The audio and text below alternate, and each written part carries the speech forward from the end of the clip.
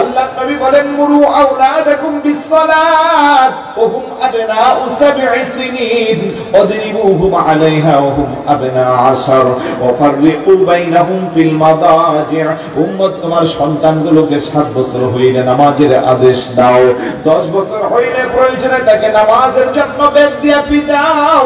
ওয়া ফাররিকু বাইনাহুম ফিল মাদাজি', তার বিছানাটাকে আলাদা করে দাও। কিন্তু আজকের এই 12 পাড়া চৌমুহনী এলাকার কয়জন বাবা আছেন, কয়জন আম্মা আছেন 10 বছরের বাচ্চা নামাজ পড়ে না সেই জন্য তারে বেদ দিয়া পিটান? আছেন নাকি? 10 বছরের বাচ্চা নামাজ পড়ে না এই জন্য তারে বেদ দিয়ে পিটানো হয়, এমন বাবা আছেন? আপনি আছেন? আলহামদুলিল্লাহ, একজন পাওয়া গেছে। আপনি 10 বছরের বাচ্চারে কেমনে পিটাইবেন? আপনি তারে পিটা দিলে সে মুস্কি হাসি দিয়ে বলবে বাবা কেন মারছো? আপনি বলবেন নামাজ কেন পড়িস না? তখন বাচ্চার মুখ তো তালা লাগবে না, সেও বলে দিবে ফজরের সময় তুমি আর আম্মু কম্বল দিয়ে ঘুমাও, তোমাদের নিজেরই তো নামাজের খবর নাই।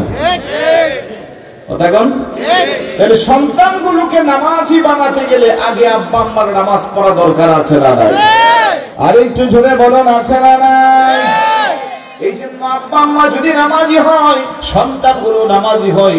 মা যদি পর্দানিশীন হয়, সন্তান ওই মার সন্তান কন্যা মহিলাটাও পর্দানিশীন হয়। যে আব্বা নামাজ পড়ে তার 2 বছরের বাচ্চা পরনে কাপড় নাই, আব্বার আগে নামাজে সিজদায় যায়। কথা না ঠিক কি না? নিজেরা আগে শুধরাতে হবে। আল্লাহ বলে ইয়া আইয়ুহাল্লাযীনা আমানু কু আনফুসাকুম ওয়া আহলিকুম নারা, ও ঈমানদারেরা তোমরা নিজেরা জাহান্নামের আগুন থেকে বাঁচো, পরিবার পরিজনকে বাঁচাও। এই জন্য নামাজ কায়েমের কথা বলা হয়েছে। আকিমুস সালাহ কোরআনুল কারীমের 82 জায়গায় আল্লাহ বলেন নামাজ কায়েম করো।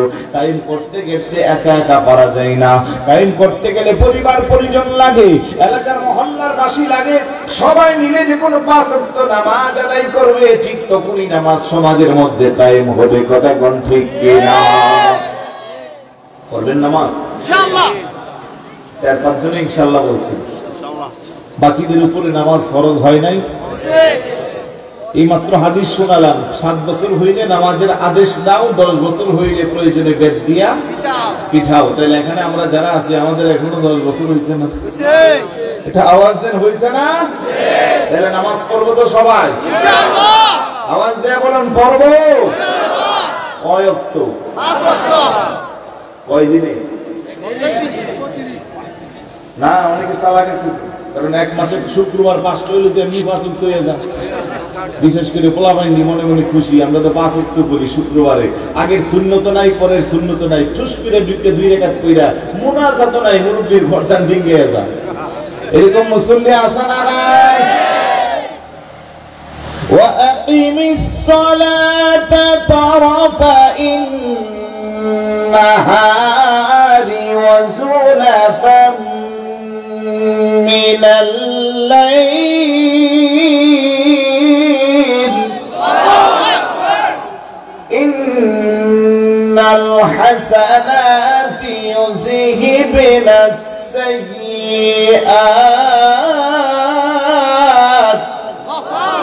যালিকা যিকরা লিয-যাকিরিন।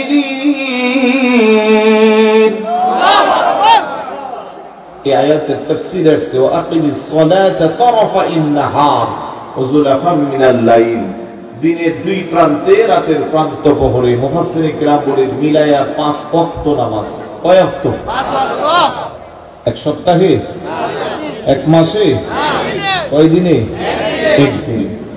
প্রতিদিনে 5 ওয়াক্ত নামাজ আল্লাহ যে বান্দা পড়বে, আল্লাহ কো ইন্নাল হাসানাত, নামাজের নেকিগুলো ইযহিবনাস সাইয়্যাত, তার গুনাহগুলোকে মোচন করে দিবে। বড় করে বলি সুবহানাল্লাহ। বান্দা যখন শুরু করে খুদার ইবাদত, জান্নাত মাঝে হইতো কোনি তৈরি ইমারত। আবার যখন বন্দেগীতে গাফিল হয় আর ফেরেশতারা কার্য তখনে বন্ধ করে রই।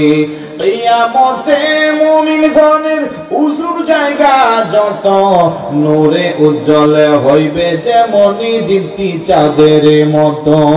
খোদার বয়ে যে যুগ হতে অশ্রু দ্বারা জ্বরে, জাহান্নামের আগুন হারামি সেই চোখেরই তরে। চিৎকার করে বলি সুবহানাল্লাহ। আমার ভাইরা বাবারা, আল্লাহর হুকুম যদি বাস্তবায়ন করতে চাই, 5 ওয়াক্ত নামাজের বিকল্প নাই।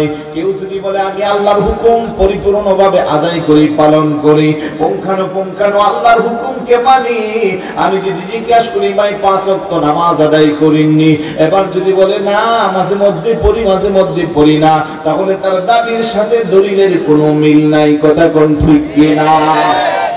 আল্লাহর হুকুম মানতে গেলে আগে নামাজের দরকার আছে না নাই? জোরে বলুন।